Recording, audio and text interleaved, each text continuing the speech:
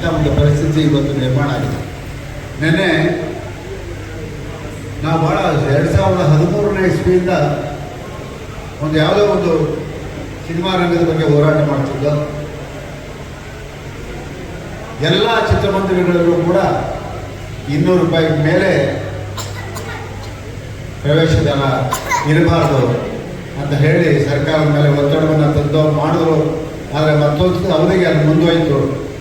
ನಿನ್ನೆ ಭಾರತೀಯ ಚಿತ್ರರಂಗ ಕಂಡಂಥ ಅದ್ಭುತ ತಾರೆ ನಮ್ಮ ಬೀಸರದೇವಿ ಅವರ ಶವ ಸಂಸ್ಕಾರವನ್ನು ಮುಗಿಸ್ಕೊಂಡು ನಾನು ಅಧ್ಯಕ್ಷರು ಮತ್ತು ಶಿಲ್ಪಾ ಶ್ರೀನಿವಾಸ್ ಬರುವಾಗ ನಮಗೊಂದು ಮೆಸೇಜ್ ಬಂತು. ನಿಮ್ಮ 13ನೇ ವರ್ಷದಿಂದ ಕಂಡಂಥ ಕನಸು ಇವತ್ತು ನನಸಾಗಿದೆ. ಸರ್ಕಾರ ಆದೇಶವನ್ನು ಹೊರಡಿಸಿದ್ದಾರೆ. 200 ರೂಪಾಯಿ ಮೇಲೆ ಮಲ್ಟಿಪ್ಲೆಕ್ಸ್ನಲ್ಲಿ ಚಿತ್ರಮಂದಿರದಲ್ಲಿ ಪ್ರವೇಶಿಸಿದರೆ ಅದಕ್ಕಿಂತ ಜಾಸ್ತಿ ಇಲ್ಲ. ಆ ಆರ್ಡರ್ನ ಇವತ್ತು ರಾಜ್ಯ ಸರ್ಕಾರ ಮಾಡಿದ್ದಾರೆ ಅಂತ ಹೇಳಿದಾಗ ನಾನು ಒಂದು ರೀತಿ ರೋಮಾಂಚನ ಆಯಿತು. ಎಂಥ ಒಬ್ಬ ಕಲಾವಿದೆಯ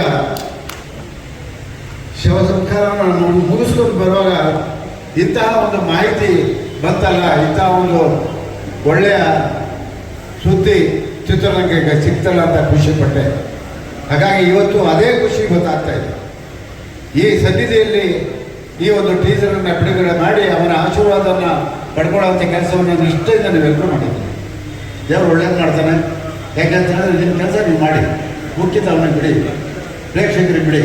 ನಿಮ್ಮ ಚಿತ್ರ ಯಾವ ರೀತಿ ಇದೆಯಲ್ಲ ಅನ್ನೋದ್ರ ಮೇಲೆ ಪ್ರೇಕ್ಷಕರು ಬರ್ತಾನೆ, ಕೈ ಹಿಡಿತಾರೆ. ಆದರೆ ಒಳ್ಳೆ ಚಿತ್ರ ಯಾರು ನನಗೆ ಗೊತ್ತಿದ್ದಾಗ ಕೈ ಬಿಟ್ಟಿಲ್ಲ. ಅದು ಕೆಲವು ಅಚಾತುರ್ಯಗಳಿಂದ ಏನೇನೋ ಒಂದೊಂದು ಸಾರಿ ಆಗೋಗುತ್ತೆ. ಅದೆಲ್ಲ ನಾವು ಕಣ್ಣಲ್ಲಿ ಕಂಡಿದ್ದೇವೆ. ಆದರೆ ನೀವು ಯೋಚನೆ ಮಾಡಿ ಯಾವಾಗ ಬಿಡುಗಡೆ ಮಾಡಬೇಕು, ಅದಕ್ಕೆ ಏನೆಲ್ಲ ಮಾಡಬೇಕು.